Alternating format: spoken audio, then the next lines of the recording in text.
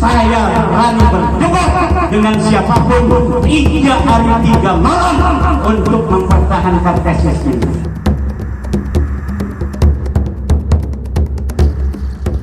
Kemudian apakah saya akan datang? Ya jelas tidak mau datang. Kenapa? Dia diundang 5 kali nggak mau datang, ya giliran saya baru undang 1 kali ini mungkin ya tidak datang juga.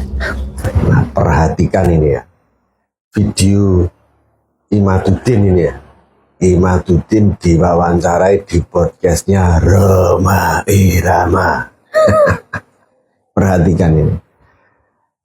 Dia tidak ngerti prinsip-prinsip karya ilmiah yang disebut dengan tesis itu apa. Coba lihat ini. Lihat video ini dan nanti akan saya komentari betapa dia itu sama sekali tidak paham dengan apa sih tesis itu. Rhoma Irama itu kan ya nggak ngerti apa yang dikatakan oleh Imaduddin sehingga dia cuman Masya Allah, Subhanallah, Masya Allah, cuman begitu aja. Apalagi setelah dikasih gelar wali itu kan, ya gimana?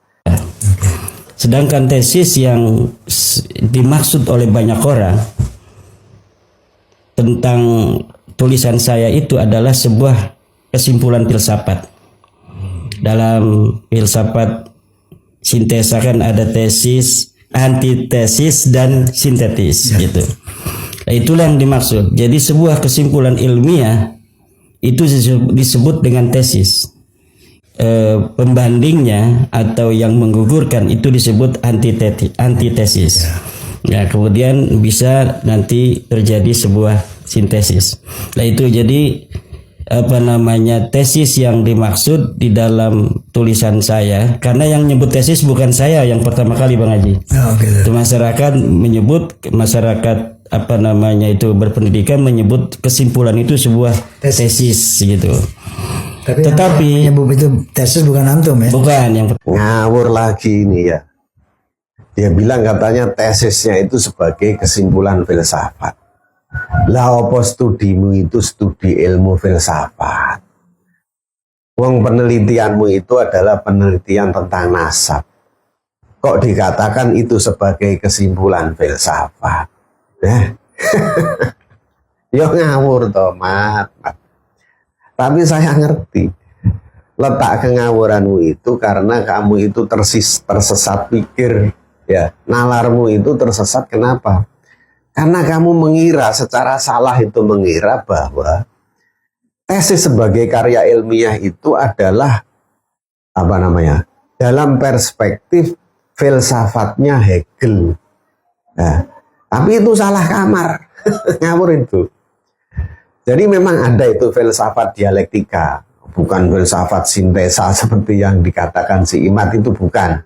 Filsafat dialektika yang dikemukakan oleh filsuf Hegel. Hegel ini filsuf Jerman yang hidup di abad 18 ya, mendapatkan inspirasi pemikiran dari filsuf Immanuel Kant. Ya. Jadi di dalam filsafat dialektika yang dikemukakan Hegel itu memang dia berpendapat bahwa di dalam dinamika sosial itu terjadi yang namanya dialektika. Ada tesis, ada antitesis, kemudian membentuk suatu sintesis. Gitu. Nah, jadi begini. Tapi itu kalau membahas itu nanti ya khawatirnya juga ini bukan studi filsafat ya. Ya, ini nanti akan ngambrak. Saya ambil contoh simpel begini aja lah. Tesis, antitesis, dan sintesis dalam konteks filsafat Hegel itu misalnya contohnya begini. Misalnya dulu ada statement bahwa bumi itu pusat tata surya. Itu tesisnya. Kemudian muncul antitesis yang membantah. Jadi antitesis itu bantahannya. Dikatakan bahwa bumi itu bukan pusat tata surya. Lalu kemudian muncul, setelah berdialektika begitu muncul sintesis, muncul sintesa. Oh ternyata bumi bukan sebagai pusat tata surya. Tetapi yang menjadi pusat tata surya itu adalah matahari. Nah, sintesis ini kemudian menjadi tesis baru. Nanti kemudian bisa ada antitesis baru. Kemudian ada sintesis baru. Sintesis baru itu menjadi tesis yang lebih baru lagi. Nah itu Itu filsafat dialektikanya Hegel.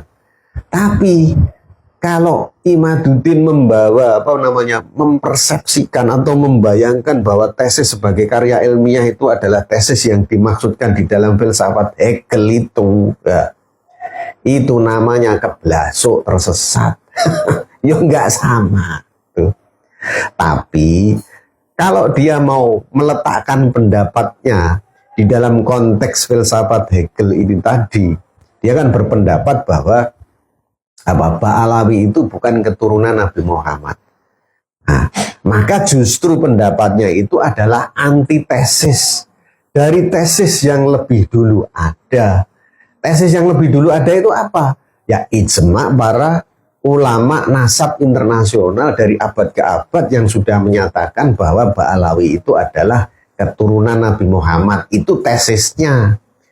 Karena Imaduddin membantah itu, maka bantahannya itu disebut sebagai antitesis. Nah, seperti itu. Ya, ngerti ya? Mudah-mudahan ini ngerti.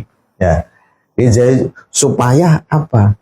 Enggak banyak orang yang terpengaruh dengan kegoblokan itu, gitu ya. Tesis saya tentang bahwa Ba'alawi, Habib-Habib ini yang ada di Indonesia bukanlah keturunan Nabi Muhammad SAW, itu sudah diuji, sudah dibaca oleh profesor-profesor mungkin yang ada di Indonesia ini yang mempunyai sebuah perhatian khusus terhadap nasab Ba'alawi.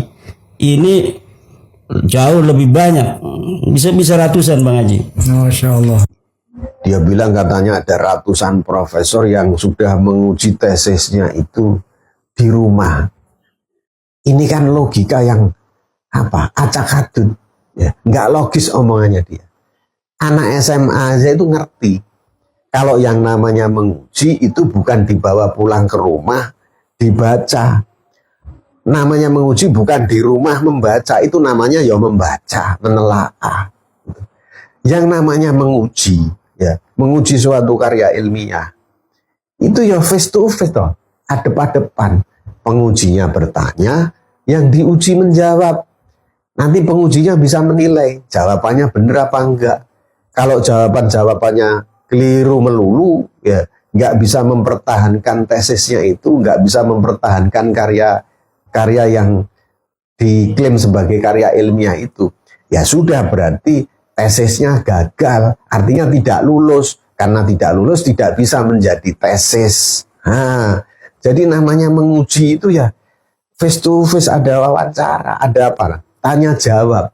Kalau dibaca di rumah ya namanya bukan menguji. Nah itulah, itu yang namanya penyesatan logika. Jadi masyarakat itu dibodoh-bodohi dengan statement yang seperti itu.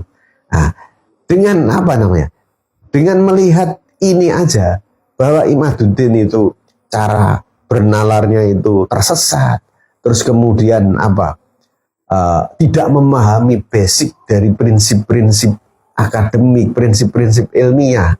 Nah terus karyanya mau kamu percaya bahwa itu sebagai kebenaran, ya enggak apa-apa. Maka di sini kemudian timbul aliran baru, aliran jamaah al-goblokiyah. Ya udah, lanjutkan saja, ya.